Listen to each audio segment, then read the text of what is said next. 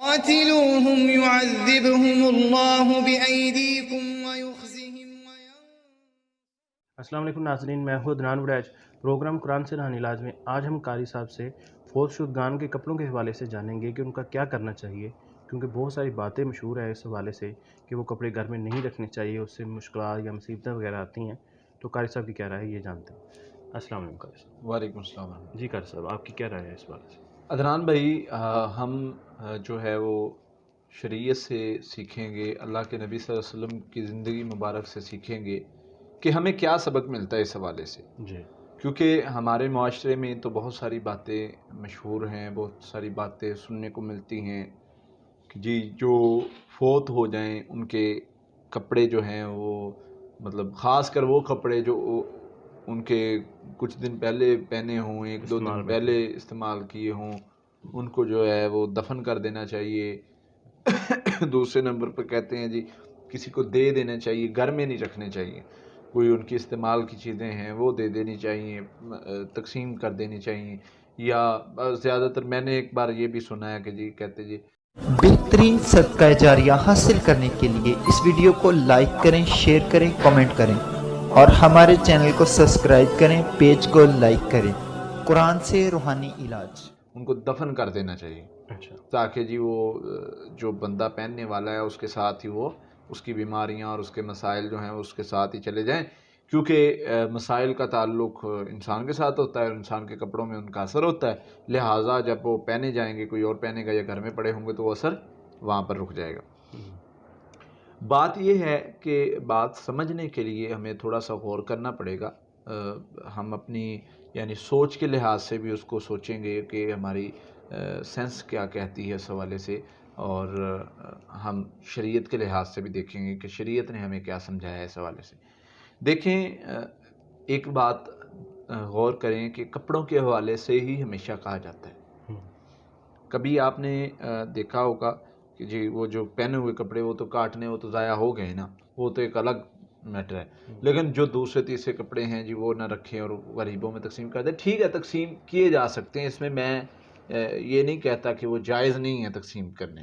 تقسیم کرنا، اس کی طرف سے مال تقسیم کرنا، اس کی کوئی چیز کو تقسیم کرنا، یہ اچھی بات ہو سکتی ہے، بری بات نہیں ہے، لیکن میں اس ایشو کے بارے میں بات کر رہا ہوں جو مسئلہ بنتا ہے، جو ہماری سوچ بن چکا ہے، جو نیت ہے ہماری، جو سوچ بن چکا ہے اچھا، ہمارے اندر، ایک مطلب مسئلہ سوچ بن چکا ہے، ایک مسئلہ بن چکا ہے کہ جی اگر یہ گھر میں پڑے رہے تو یہ ہو جائے گا۔ سمجھ رہے ہیں میری بات کو؟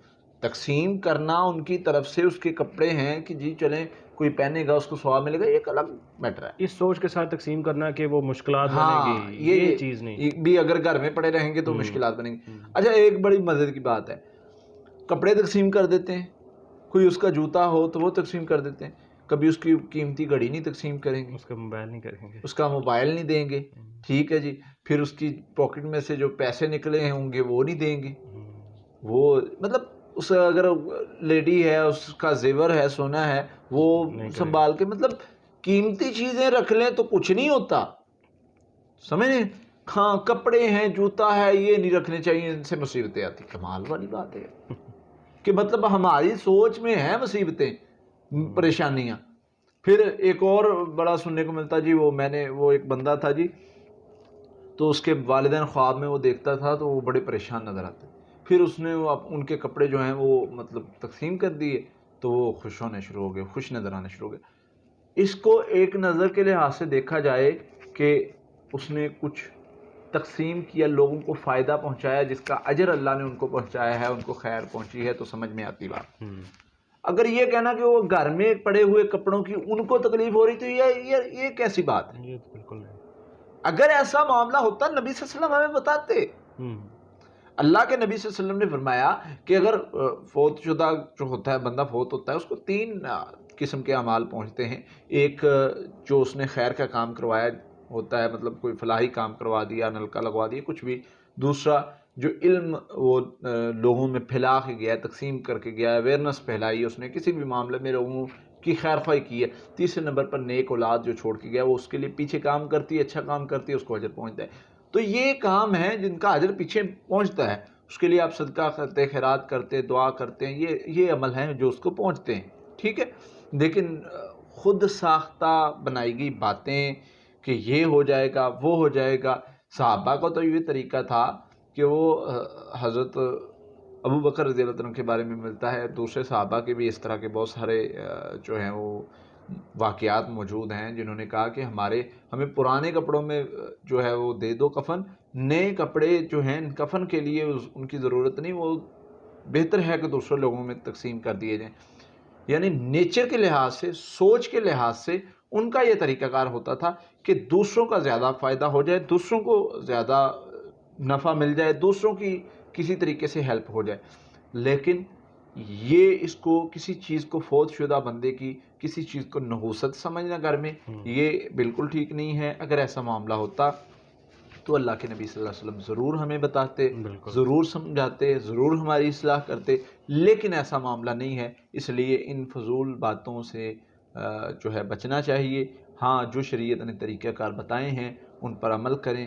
وہ چیزیں جو ہیں وہ آپ تقسیم کرتے ہیں، کچھ بھی ان کی طرف سے کرتے ہیں تو وہ آپ ان کو جو ہے فائدہ پہنچے گا، ثواب پہنچے گا۔ تو باقی ان کی اگر کوئی گھر میں چیز ان کی پڑی ہے اور آپ استعمال کرتے ہیں تو اس میں کوئی قباحت والی اور پریشانی والی بات نہیں ہے، اس سے کوئی کسی کو نقصان یا نحوست یا بیماری نہیں بننے والی۔ بہت شکریہ قاری صاحب۔ جی ناظرین، اگلے پروگرام میں پھر حاضر ہوں گے، تب تک کے لیے اللہ حافظ۔ بہترین صدقہ جاریہ حاصل کرنے کے لیے اس ویڈیو کو لائک کریں، شیئر کریں، کمنٹ کریں اور ہمارے چینل کو سبسکرائب کریں، پیج کو لائک کریں۔ قرآن سے روحانی علاج۔ قاتلوهم يعذبهم الله بأيديكم